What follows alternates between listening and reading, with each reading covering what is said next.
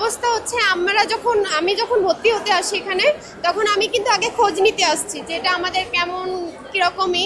ওনারা বলছে এখান থেকে বাইরে যাওয়া যায়, তো হচ্ছে তারপরে আমাদের এটা নিজস্ব ক্যাম্পাস, এখানে সব কিছুর সুযোগ সুবিধা আছে এ বলে আমাদের ভর্তি করছে। তারপরে আমি আমার ফ্যামিলিকে নিয়ে এসে ভর্তি হয়েছি। ভর্তি হওয়ার এখন আসার পরে বলতেছে এটা আমাদের নিজস্ব ক্যাম্পাস না। তো এখন আমাদের কথা হচ্ছে আমাদের ফ্যামিলি থেকে তো হচ্ছে কি যে এত কষ্ট করে পড়াচ্ছে, যেভাবে হোক পড়াচ্ছে, আমাদের কেন পড়াচ্ছে? আমাদের একটা ফিউচার হবে, ভবিষ্যৎ হবে, বা যার যেটা স্বপ্ন আছে। আমার যেমন বাইরে যাওয়ার স্বপ্ন আছে, আমি এখানে একটা ভালো রেজাল্ট নিয়ে বাইরে যাব, ঠিক আছে। এখন এসে শুনতেছি এরকম কাহিনী একটা যে আমাদের এটা নিজস্ব ক্যাম্পাস নয়, এটা নাকি বিভিন্নভাবে বিভক্ত। এখন হচ্ছে আমরা দিন শেষে একটাই কথা হচ্ছে, আমি আমার ফ্যামিলিকে কি জবাব দেবো, বা যারা আরো পড়াশোনা করতেছে তারা ফ্যামিলিকে কি জবাব দেবে? ফি হচ্ছে নেই, আমার সেমিস্টার ফি নাই, বেতন নাই, সব মিলাই কিন্তু আমরা এখানে পড়াশোনা করি। আর হচ্ছে আমাদের এখানে হচ্ছে বেতন দিতে বা সেমিস্টার ফি দিতে যদি দেরি হয় তাহলে ওনারা ফাইন ধরেন। তো এটা এটা সব ভার্সিটিতে আছে।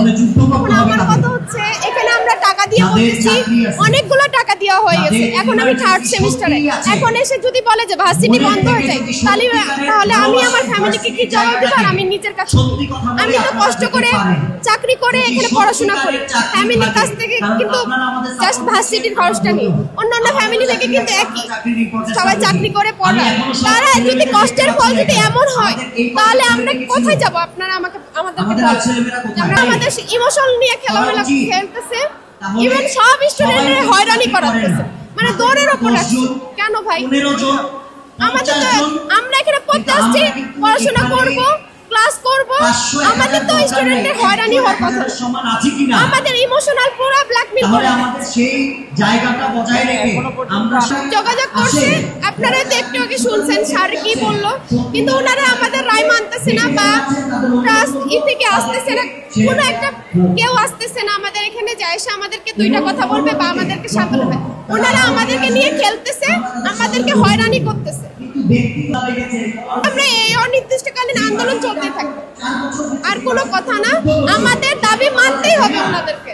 আমাদের যে আমরা ধরেন আমি আরেকটা ভার্সিটিতে ভর্তি হবো, কিন্তু আমার সময়ের দাম আছে, আমার সময়ের দাম আছে, আমার টাকার দাম আছে, আমার ফ্যামিলি থেকে অনেক কষ্ট করে পড়াই। আমি তো অনেক বড়লোক ফ্যামিলি থেকে আসি না, বা আরো এখানে কিন্তু সব ধরনের ফ্যামিলির লোক আছে, ঠিক আছে। আমরা কেন আমাদের দাবি ছাড়বো?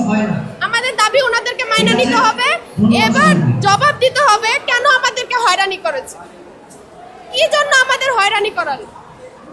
আমাদেরকে এটা জবাব দিতেই হবে তাদেরকে, তাছাড়া আমরা এক পাও নড়বো না এখান থেকে, আমরা এখানেই থাকবো।